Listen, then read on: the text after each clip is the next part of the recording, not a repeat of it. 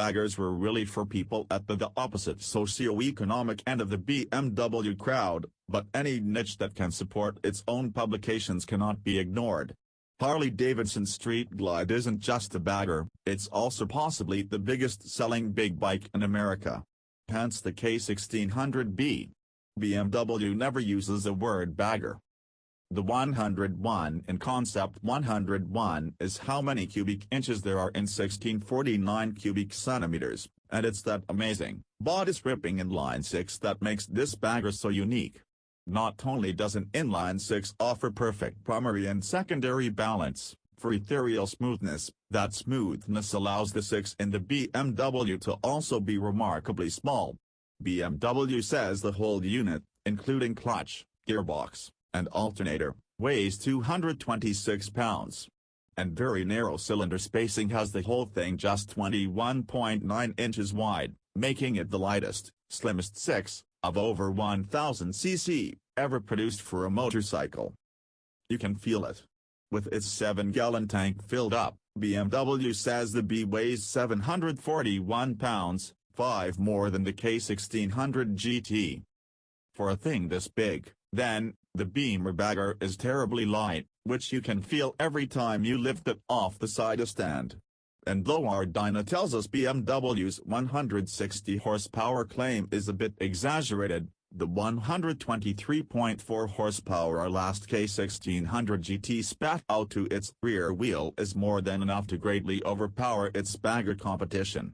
Its 108 pound-feet of torque also stymies those big twins, even if the BMW's six-cylinder has to spin to 5,000 revolutions per minute to achieve it.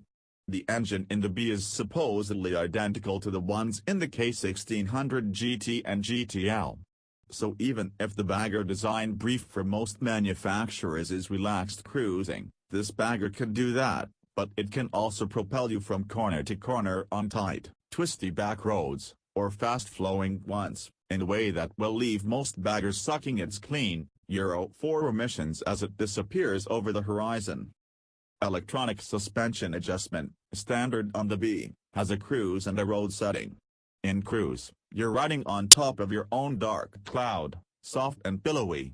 A touch of the button gives you road, and immediately girds the ESA for whatever combination of speed and conditions you throw at it. Adjust your dynamic traction control terrain, road or dynamic, and that lean-sensitive system works with the lean-sensitive ABS brakes to ensure nothing could possibly go wrong as you carve up the Great Smoky Mountains in a way you wouldn't usually associate with bagger.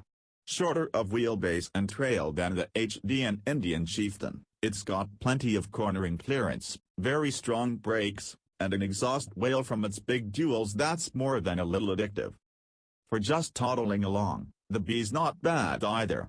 Basically, BMW re-engineered the subframe to lower the whole rear of the bike about 2.8 inches, and down with it came the seat, to 30.7 inches, low enough for my 30-inch legs to have an easy time flat-footing the bike, high enough that my legs never felt cramped.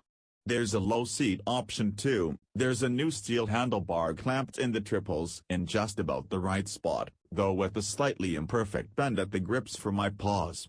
If you don't like it, the cast bars on the GT and GTL are offered as a no-cost option. At least one guy on our ride complained about the seat being too firm. BMW's not really out to convert the HD faithful as much as it's out to possibly woo a few aging sport bikers. BMW's people say that person comes back bowled over by the bike's power, smoothness and refinement.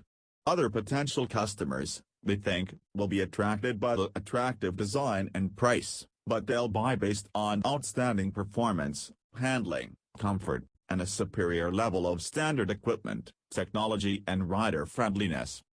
Big V twin riders will play the character card next, but they'd be in for a rude surprise if they were to take this light, fast, nimble, super smooth thing for a serious ride. If that six-cylinder warbling at 7,000 revolutions per minute isn't character,